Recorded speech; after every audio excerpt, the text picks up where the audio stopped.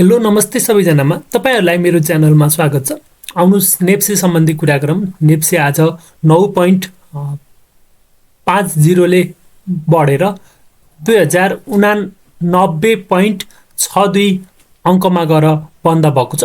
118 वटा कम्पनीमा वृद्धि भएको छ भने 118 वटै कम्पनीमा घटेको छ र 11 वटा कम्पनी स्थिर रहन सफल छ र आज सर्वाधिक बढ्न सफलमा मनोकामना स्मार्ट लघु वित्तीय संस्थानले चाहिँ सर्किटको लेभलमा कारोबार गरेको छ। यल हिमालयन रिइन्स्योरेन्स लिमिटेड, मुक्तिनाथ कृषि कम्पनी लिमिटेड, नेपाल वेयरिङ हाउस कम्पनी लिमिटेड, एनजीपीएल भइहाल्यो। त्यसपछि उन्नति सहकारी लघु वित्तीय संस्थाले यसरी आज चाहिँ लगभग अलिकति लघु वित्तका सेक्टरहरू अलि धेरै बढेको हो कि भनेर हामीले गेस गर्न सकिन्छ। त्यस्तै सर्वाधिक घट्ने कम्पनीमा आज सीबीबीएल छिमेक लघु वित्तीय संस्थान लिमिटेड रह्यो। त्यसपछि हेवा खोला धेरै घटेको छ र कर्मशः अरू कम्पनीहरू पनि घटेको छ।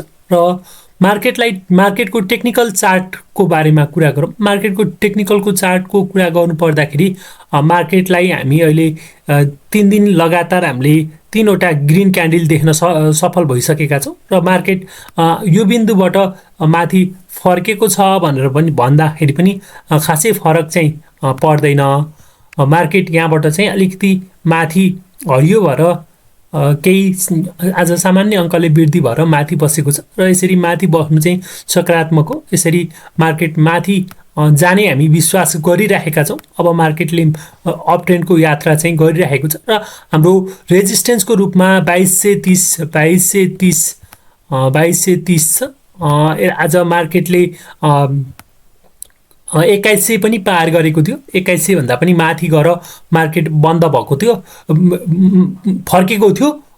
यसरी 2117 लाई चाहिँ टच गरेर मार्केटले अलिकति तल फर्केको थियो। 2117 लाई चाहिँ मार्केटले टच गरेर फर्केर 2089.62 मा आएर बसेको छ। यसरी मार्केटलाई हेर्दाखेरि मार्केट अब जाने भनेकै माथि हो। माथिल्लो रेजिस्टेन्समा चाहिँ मार्केट जान्छ भनेर हामी गेस गर्न सकिन्छ। मार्केटमा अलिकति केही इन्डिकेटरहरू पनि लगाएर हेरौँ। इन्डिकेटरले के भन्छ त मार्केटलाई कस्तो अवस्थामा छ भन्ने कुरा पनि हामीले यहाँबाट चाहिँ थाहा पाउन सकिन्छ।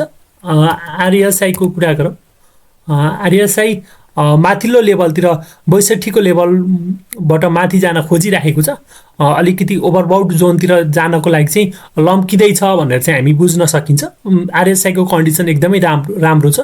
एमएसिडी हेरौँ, म्यागडी हेरौँ। म्यागडी हेर्दाखेरि म्यागडीले पनि अब यो सिग्नल लाइनलाई चाहिँ तलबाट चाहिँ म्यागडी लाइनले चाहिँ यो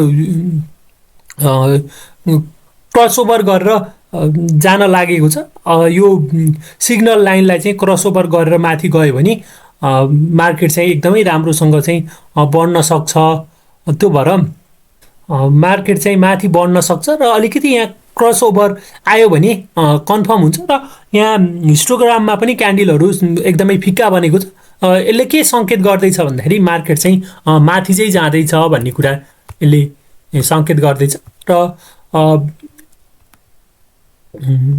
बुलिङ्गर ब्यान्डको कुरा गर्नुपर्दाखेरि यहाँ चाहिँ आज अलिकति यो बुलिङ्गर ब्यान्ड चाहिँ साँगुरो भएर अब मार्केट माथि जान खोजिरहेको छ र मिडल ब्यान्ड भन्दा माथि चाहिँ क्यान्डलहरू एकदमै सस्टेन भएर बसिरहेको छ। यो एकदमै सकारात्मक कुरा हो र मार्केटले अब यो मिडल ब्यान्डलाई टच नगरिकन अप्पर ब्यान्ड सँगसँगै अब मार्केट चाहिँ माथि निक्लिन्छ भनेर चाहिँ हामी गेस गर्न सकिन्छ। मार्केटमा यसरी चाहिँ वृद्धि भयो भने क्यान्डलहरू सँगसँगै यो अप्पर ब्यान्डमा क्यान्डलहरू जोडिँदै ठोकिँदै यो माथितिर लम्किन्छ भनेर चाहिँ हामी कुरा गर्न सकिन्छ।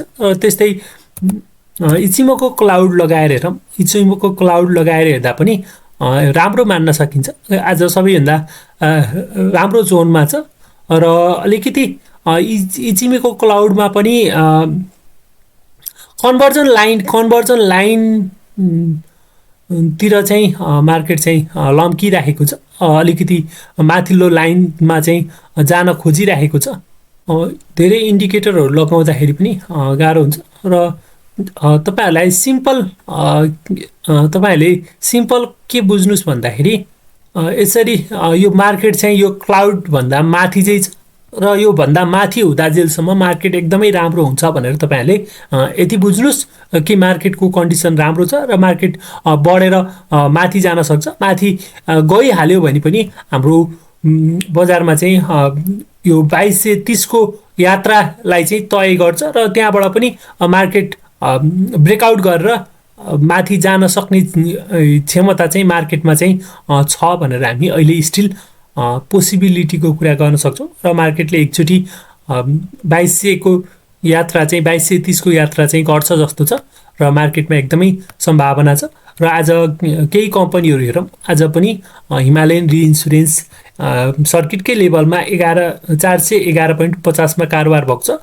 यसलाई मार्केटमा नदेखिदा जेलसम्म बी ग्रेड क्यान्डल नबन्दासम्म नबेच्नु होला। अब त्यस्तै मुक्तिनाथ कृषि कम्पनी अब सम्भवतः भोलि यो मार्केटमा देखाउन सक्छ, धेरै बढिसक्यो, 1000 को लेभलमा पुग्न सक्छ। अब भोलि सर्किटै लागेर गयो भने पनि कम्तीमा पनि 1000 को लेभलमा चाहिँ मार्केट जान सक्छ।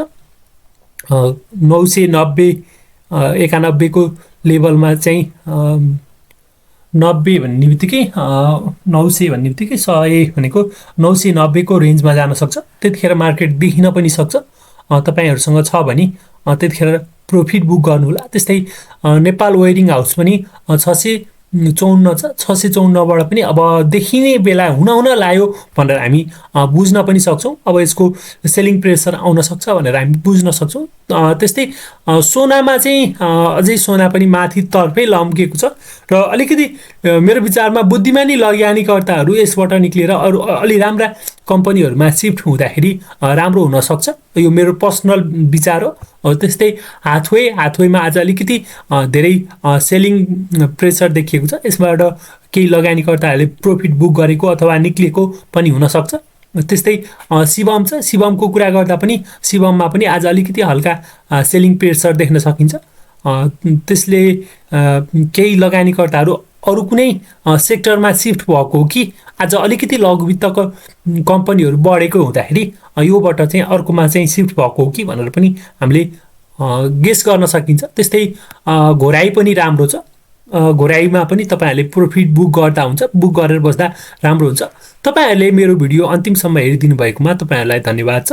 हामीसँग हुनको लागि तपाईहरुले हाम्रो YouTube च्यानलमा सब्स्क्राइब गर्नु होला र हाम्रो Facebook पेजमा पनि जोडिने प्रयास गर्नु होला। हाम्रो YouTube च्यानल छ स्टक ट्विस्ट नेपाल। भिडियो अन्तिमसम्म हेर्नु भएकोमा फेरि पनि धन्यवाद।